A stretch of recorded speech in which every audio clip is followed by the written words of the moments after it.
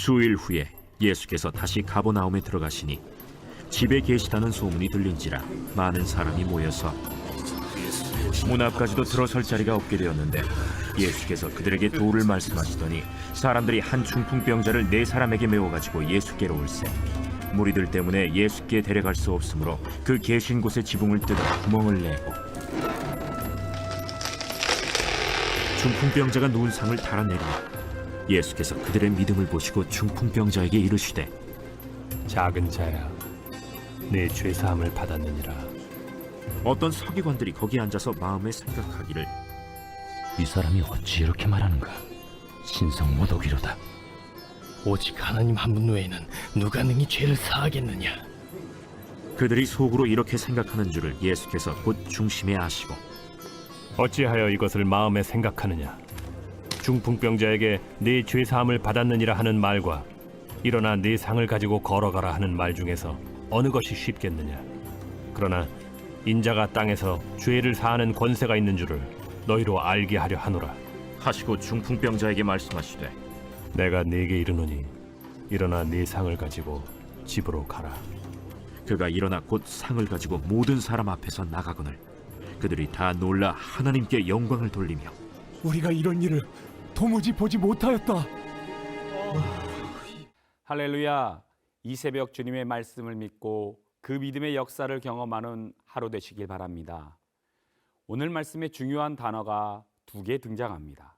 믿음 그리고 죄사함이죠. 이 단어들은 신앙인들에게 있어서 필수적인 단어입니다. 하지만 교회 안에서 너무나 자주 듣다 보니 이 단어가 의미하는 바에 대해서는 깊게 생각해 보지 못합니다. 그런 의미에서 오늘 중풍병자에 대한 말씀은 믿음과 죄사함에 대한 이해를 좀 더 깊게 볼 수 있는 말씀입니다. 나병 환자를 고치신 후 이 일이 널리 퍼지게 됩니다. 예수님이 동네에 들어가지 못할 정도로 가는 곳마다 사람들이 인산인해를 이루게 되죠. 그래서 예수님은 수일이 지난 후에 가버나움으로 발걸음을 옮기게 됩니다. 그곳 역시 일찍부터 사람들이 모여들죠. 2절 말씀을 보면 문 앞까지 들어설 자리가 없을 정도로 사람들로 가득 차 있습니다. 이때 중풍병자를 상에 누여온 이들이 그를 예수님에게 데려가야 하지만 사람들로 인해 집 안으로 들어갈 수 없게 되자 4사람이 그를 메어 가지고 올려서 지붕을 뚫고 구멍을 내어 침상을 달아 내리게 됩니다. 기가 막힌 일입니다. 한번 생각해 봅시다. 예수님께서 말씀을 한참 전하고 계시는데 지붕에서 줄에 매달린 침상이 떡하니 내려오고 있다고 생각해 보세요. 그곳에 모인 이들은 황당했을 것이고 어떤 이는 짜증을 내면서 무례한 짓을 행하는 그들을 향해 분노를 표출했을지도 모르겠습니다. 하지만 예수님의 반응은 달랐습니다. 5절을 읽어봅시다. 예수께서 그들의 믿음을 보시고 중풍병자에게 이르시되 작은 자야 내 죄사함을 받았느니라 하시니 무례할 정도로 지나친 행동이었지만 예수님은 그들의 믿음을 보시고 그 행위를 좋게 여기셨기에 중풍병자를 고쳐주십니다. 이 모습은 믿음에 대한 예수님의 가르침이 남겨져 있어요. 믿음은 간절함과 적극적인 행위가 동반되어야 해요. 또한 믿음은 절대적으로 포기해서는 안 되는 것이죠. 예수님은 중풍병자의 치유를 간절히 원하는 친구들의 마음을 보시고 계셨죠. 그들은 중풍병자의 치유를 위해서 다른 사람의 시선 따위는 굴하지 않고 오직 예수 그리스도만 바라보았던 것이에요. 지붕을 뚫고 구멍을 내어서라도 중풍병자를 예수님 앞에 내려놓겠다는 마음을 포기하지 않았던 것이죠. 누가복음 18장에서 과부와 재판장에 대한 비유가 나와요. 하나님을 두려워하지 않고 사람을 무시하지 않는 재판장이지만 그를 끊임없이 찾아가 원한을 풀어달라고 청하는 과부의 부탁을 들어줄 수밖에 없게 되죠. 과부는 다른 사람의 시선 따위에 굴하지 않고 적극적으로 자신의 간청을 재판장에게 요구하고 있어요. 여러분, 믿음으로 드리는 기도는 이런 것입니다. 간절해야 돼요.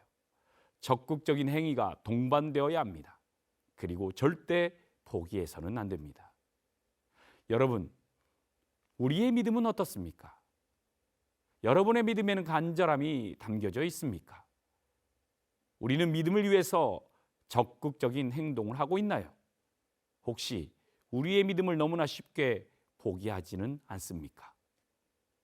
성도 여러분, 우리들은 이 새벽 응답을 바라는 기도의 제목들이 많습니다. 이 기도의 제목에 응답받기 위해 필요한 것은 믿음입니다. 그냥 그저 믿는 믿음이 아니라 중풍병자를 데려온 사람들과 같은 간절함과 적극적인 믿음의 실천, 그리고 포기하지 않는 믿음을 가지시길 바랍니다. 예수님이 말씀을 전하는 자리에 서기관들도 함께 있었습니다. 예수님께서 중풍병자를 향한 죄사함에 대한 말씀을 듣자마자 그들은 즉각적으로 반감이 생겼어요. 7절입니다. 어떤 서기관들이 거기 앉아서 마음에 생각하기를 이 사람이 어찌 이렇게 말하는가? 신성모독이로다. 오직 하나님 한 분 외에는 누가 능히 죄를 사하겠느냐? 예수님은 서기관들이 속으로 이런 생각을 하고 있는 것을 아시고 말씀하세요. 어찌 이것을 마음에 생각하느냐? 그리고 그들을 향해 다음과 같은 질문을 던집니다. 9절이에요. 중풍병자에게 내 죄사함을 받았느니라 하는 말과 일어나 내 상을 가지고 걸어가라 하는 말 중에 어느 것이 쉽겠느냐? 여러분은 어떤 말이 더 쉽다고 생각하십니까? 죄사함을 받았다는 말이 쉽습니까? 아니면 일어나 내 상을 가지고 걸어가라는 말이 쉽습니까? 당연히 죄사함을 받았다는 말이 쉽게 보이죠. 보이지 않으니까요. 일어나 내 상을 가지고 걸어가라는 말은 쉽지 않은 말입니다. 다른 모든 사람들이 보고 있으니 말입니다. 여러분, 예수님이 이 땅에 오신 이유가 무엇입니까? 그렇습니다. 우리 죄를 구원해 주시기 위해서 오셨죠. 그래서 우리는 예수님을 메시아, 즉 구원자라고 부릅니다. 이사야는 이런 예수님의 구원에 대한 예언을 이렇게 적고 있습니다. 이사야 53장 5절인데요. 그가 찔림은 우리의 허물 때문이요 그가 상함은 우리의 죄악 때문이라. 그가 징계를 받음으로 우리는 평화를 누리고 그가 채찍에 맞음으로 우리는 나음을 받았도다. 아멘. 우리들은 구원이라고 하면 죽음 이후의 영적인 구원만을 생각합니다.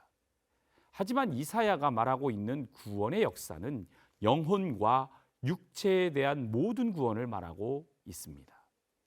영적인 죄악을 위해서, 마음의 평안을 누리기 위해서, 우리의 육체의 나음을 위해서 예수 그리스도의 십자가 구원 역사가 이루어진다고 예언하고 있습니다. 지금 우리 주님은 중풍병자에게 영혼과 육체의 구원을 이루신 것입니다. 죄사함, 구원의 역사를 통해서 영혼과 육체 모두가 구원되는 역사를 이루신 것입니다. 사랑하는 성도 여러분, 지금 이 자리에는 육체를 가진 예수 그리스도는 계시지 않습니다. 하지만 우리 예수님은 우리들에게 예수 그리스도의 이름을 남겨주셨습니다. 베드로가 예수님이 승천하시고 그에게 성령이 임하게 되자 성전 미문에 나면서 못 걷게 된 이에게 다음과 같은 치유의 말씀을 선포하게 됩니다. 내게 있는 이것을 내게 주노니 나사렛 예수 그리스도의 이름으로 일어나 걸으라. 아멘. 그렇습니다. 우리들에게는 예수의 이름도 있고 성령의 능력도 있습니다. 우리의 죄의 문제를 해결해 주시고 우리의 마음의 병도 해결해 주시며 우리의 질병도 고쳐주시는 예수 그리스도를 믿고 그 이름을 선포하시는 성도 되시길 주님의 이름으로 축복합니다. 기도하겠습니다. 우리를 구원해 주시는 예수님, 오늘 중풍병자의 말씀을 통해 우리들에게 구원에 담겨진 믿음과 죄사함에 대한 말씀을 깨닫게 해주셔서 감사드립니다. 간절한 마음으로 믿음을 실천하며 그 믿음을 포기하지 않도록 도와주시옵소서. 또한 우리의 죄를 사하여 주신 예수님을 온전히 믿으며 그 믿음을 의지하며 예수님의 이름을 선포하며 살아가게 하옵소서.